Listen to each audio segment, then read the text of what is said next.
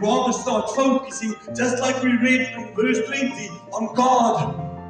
Nehemia het nie gesê, ons gaan suksesvol wees nie. Hy het gesê, nee, met die hulp van die Here van die hemel sal ons suksesvol wees. The enemy wants you to focus on yourself, on your past, on your shortcomings, on everything that's bad and wrong in your life. When Nehemia 20 or 2 verse 20 reminds us, no, focus on God.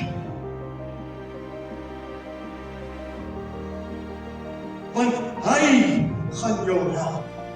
Hy gaan die goeie werk wat hy in jou begin het, klaar maak. Niemand anders nie. Hy en hy alleen.